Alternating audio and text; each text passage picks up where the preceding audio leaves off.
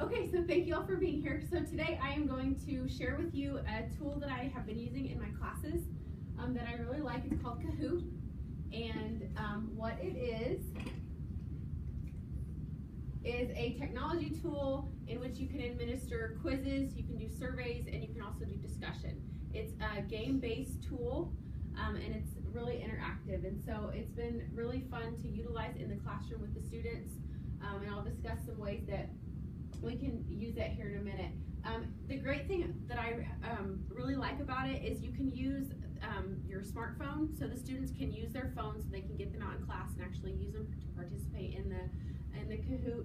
They can use their tablet or their computer, and so I've encountered students that have all of those things. So whether they have their phone on them or they just use their laptop if they have that already out in class, or if they have an iPad if they're using that, or some other kind of tablet. So it does work on all of those devices, so it's really nice. You can sign up to get a free account, and so I've put that link in there, and we'll go into that here in just a minute, but it's a free tool, so that's another great thing about it. Okay, so when you go into Kahoot, after you've created an account, so once you go to the Get Kahoot link, you create an account, it's free. I used my Fort Hays email address because then it'll ask you if you're a student, if you're an educator, whatnot. It goes through the questions. So after you create an account, then you have three options. You can create a quiz or a survey or a discussion. And so you can use it for any of those things. So after you've made your selection, then you can build your game. Your gaming box, so wherever you put in your questions, you do have a character limit. So it's a 95 character limit. And then you can put in up to 4 answer choices. So the majority of the time you're using multiple choice questions, but you can put in up to 4 responses for the students. But it does have a character limit. So I found sometimes with a little bit more wordy questions, you have to get creative.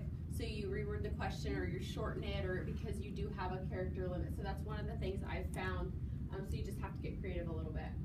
You can also embed images in YouTube videos, which has been really nice. So I have used images and then asked them a question to either identify an image or something like that, and then you can do a video also. So if you wanted to have them watch a short video clip and then answer a question about it, you can do that. So a lot of really great tools. And then all your games are saved. So after you create a game, it's automatically saved. So now I have games from previous semesters that I can just pull up and use. So if I want to use that, I already have a pretty good selection of games now, so I can go in for different classes and select those because they're already made. So they save them for you, so that's really great. And then students join the game by entering a pin, which I'll have you guys actually do today.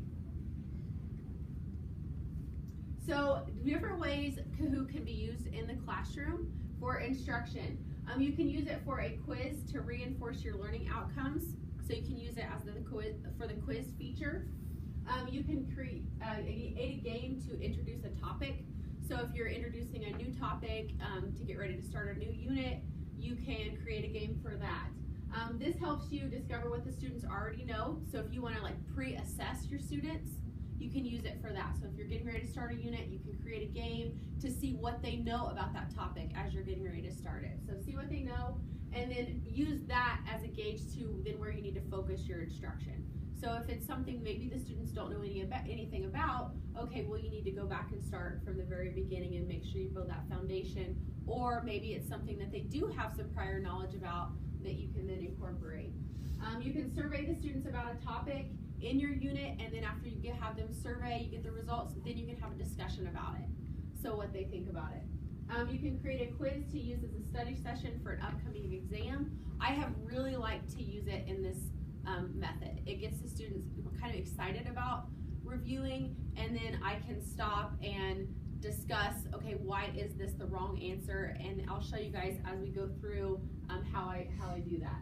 And then we can do different modes. So classic mode allows each student to be on their own and answer the question individually. Team mode, you can have them partner up and work with somebody. So they're in a team. Or ghost mode. In this mode, I don't use this one a whole lot, but you can, and they're able to go back in and redo the same one in ghost mode, so that hides their answers, so they can't see what answers they selected the first time. So those are some different ways you can use it in instruction, and a couple of them I have been using. So now we're going to go ahead and play.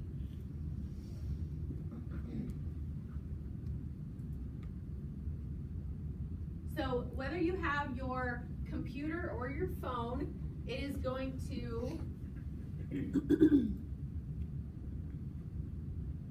give you a PIN number. And we'll do classic. So when you see the PIN number pop up, go ahead and enter that. And so as you get there, you'll go to www.kahoot.it.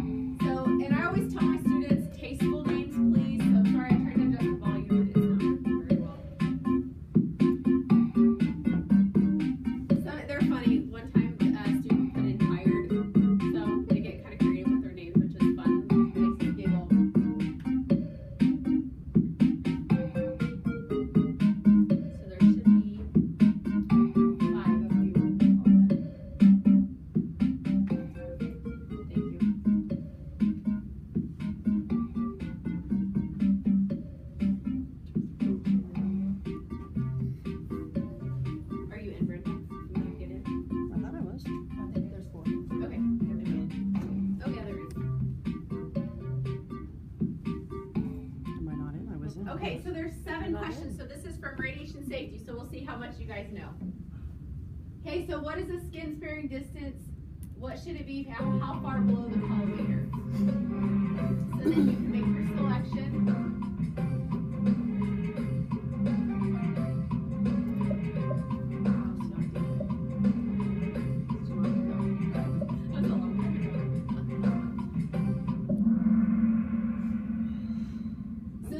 Shows me how many students got the question right and then what their other selections were. And so if they all get it right, like I had one yesterday, we did it one in class because I had them watch videos before class, and we had a question and every single one of them got it wrong. So it was really funny. So then we got to talk about it. So then you can see, and then you can use it as a discussion. So that's how I use it when I review. We kind of stop, and because I can control the pace of the game. So it's by the instructor, I go to the next question, and so I can take as much time as I need.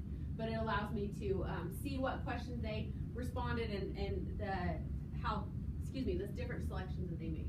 So that's what I really like about it. Okay, inherent filtration accounts for how much of the total filtration. And so you can change the time that you give them to answer the question, and you can also assign different point values.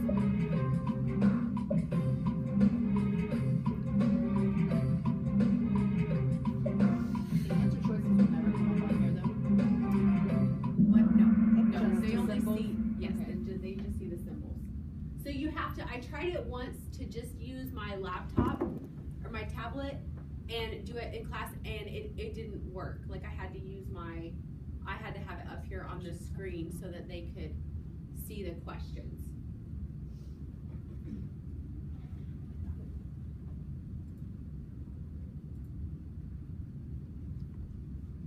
And we'll go through quickly through the rest of these so that we can get to the end.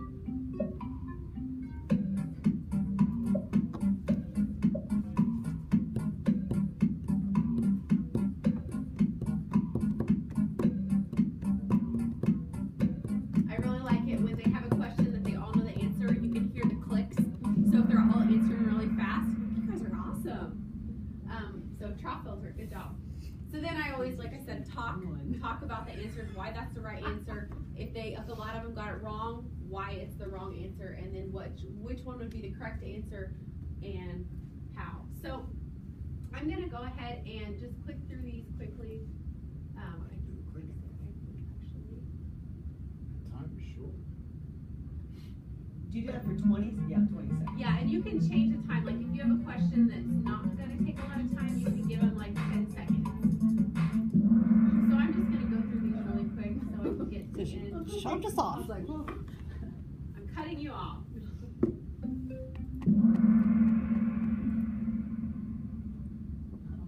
And I want to show you something here at the end.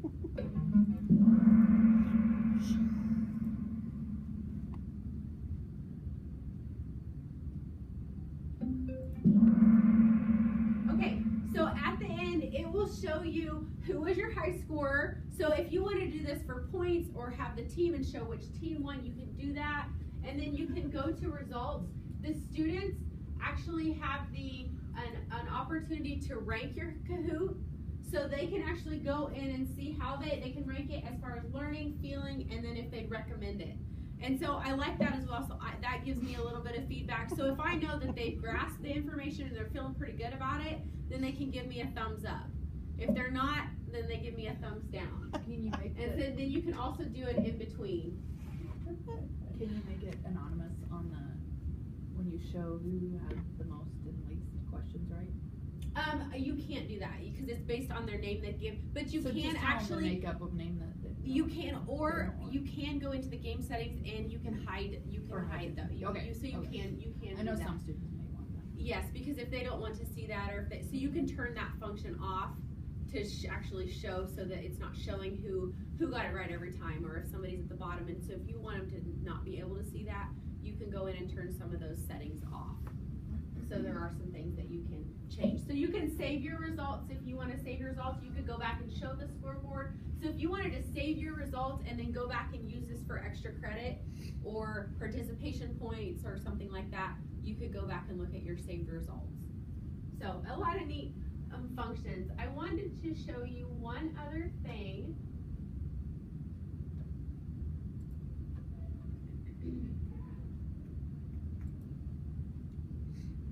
So I'm going to go back into my Kahoot. Oh, sorry, didn't mean to go to that.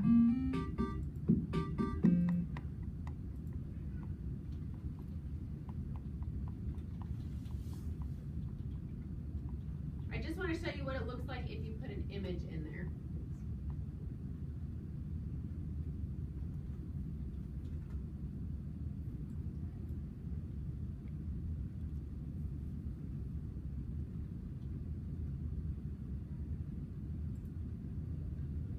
So here are all of my saved Kahoots. So I've done them for my different classes.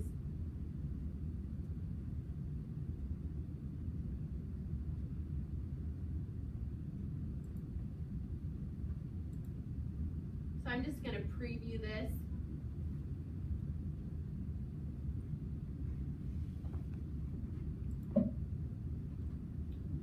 Hang on, let me go back. That's not what I meant.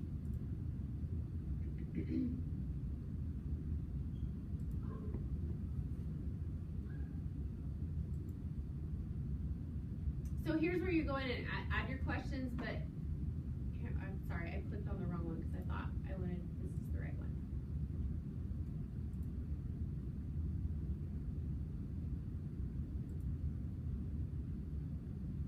Okay, this is, so I went in and added an image on this one and then asked them in that question what that exam was. So you can actually upload images or embed the YouTube videos if you want to do that. So this is a little bit about what you can do if you guys are interested in this. It gives you something just really fun to do. That's just another one that I had in there for you. So it provides interaction in the classroom and it is really fun. The students get really excited. It's really competitive, so they like that competitive nature of the game. Just kind of gets them fired up about reviewing the material or answering the questions. And then I like that you can build the discussion between the questions, so it doesn't automatically go to the next question. You're in control, and so it allows you to take that time to teach and instruct and talk about the different areas. Cool. Brenda, if you want to stop.